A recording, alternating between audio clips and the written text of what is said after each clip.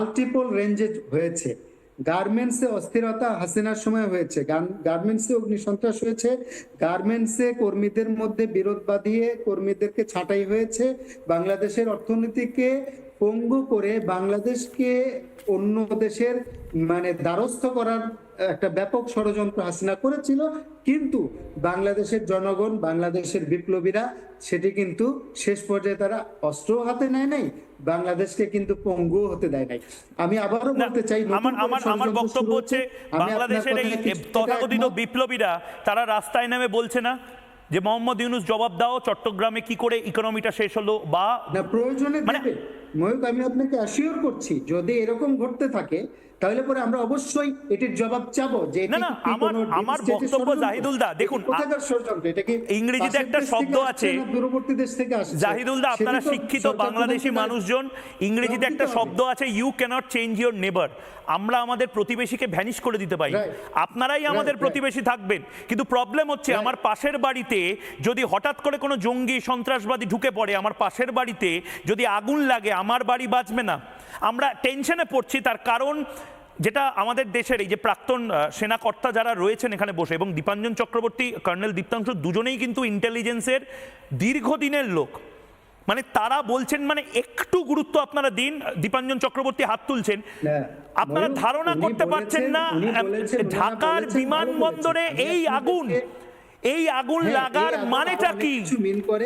এবং ঢাকা বিমানবন্দরে আগুনের আপনারা যদি এটাও বলতেন যে ময়ূক এই আগুনটা লাগিয়ে দিয়েছে তাহলেও কোনো কথা ছিল। আপনারা তো বলছেন যে এটা দুর্ঘটনা। বলবো যে আপনার দেশ সম্পর্কে আপনারা সচেতন হন। আপনাদের সচেতন হয়েছি বলেই অপারেশন সিঁদুর হয়েছে।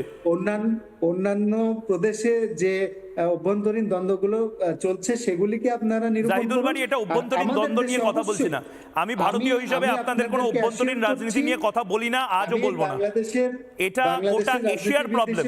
পাকিস্তান যেরকম গোটা এশিয়ার প্রবলেম হয়ে যাচ্ছে, বাংলাদেশ যেন না হয়। পাকিস্তান হতে দেব না ময়ূর, বাংলাদেশ কখনো পাকিস্তান হবে না। বাংলাদেশ এই অ্যাসিওরেন্সটা দিতে হবে তো। দীপাঞ্জন চক্রবর্তী জাহিদুল, আমি আসছি। মেঘনা আলম এবং দীপাঞ্জন চক্রবর্তী আছে। দীপাঞ্জন চক্রবর্তী বলে নিন, তারপরে মেঘনা আলমের কাছে যাবো আবার। আমার মনে হয় ডক্টর জাহিদুল বাড়ি হয় উনি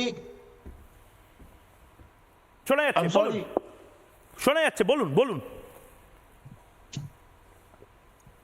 আচ্ছা, দীপাঞ্জন চক্রবর্তীর সাথে আমরা যোগাযোগ করছি। মেঘনা আলম অনেকক্ষণ ধরে শুনছেন, হাত তুলছেন। মেঘনা আলম, প্লিজ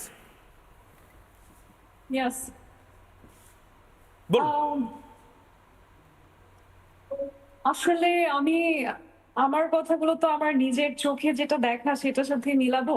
সো আমি অলরেডি দেখলাম যে আমার সরকারে এখন যারা ক্ষমতায় আছেন, আমাদের স্বরাষ্ট্র মন্ত্রণালয় বা আমাদের পররাষ্ট্র মন্ত্রণালয়, তারা কিন্তু একদিক থেকে অলরেডি সবাইকে আঙুল তুলে দেখিয়ে দিয়েছে যে তারা কোভার্টলি ইনফ্লুয়েন্স হয় অন্য দেশ দ্বারা। এখন সেই দেশটা আসলে আমেরিকা নাকি ইন্ডিয়া নাকি অন্য কোনো দেশ, সেই যুক্তিতর্ক আমরা সারাদিন বসে করতে পারি, কিন্তু আমরা অলরেডি জনসম্মুখে আমাদেরকে আঙুল তুলে তারা দেখিয়ে দিয়েছে যে বাইরের দেশ আমার দেশের ল, আমার দেশের গভর্নেন্স, আমার দেশের স্বরাষ্ট্র মন্ত্রণালয় বা পররাষ্ট্র মন্ত্রণালয় তাদেরকে কতখানি ইনফ্লুয়েন্স করতে সক্ষম। এবং আমার মনে হয় যে এটা যদি সত্যি হয় তাহলে আমি কেমন করে বলবো যে আমার দেশ এখন স্বাধীন কিংবা ইটস আ সভারেইন।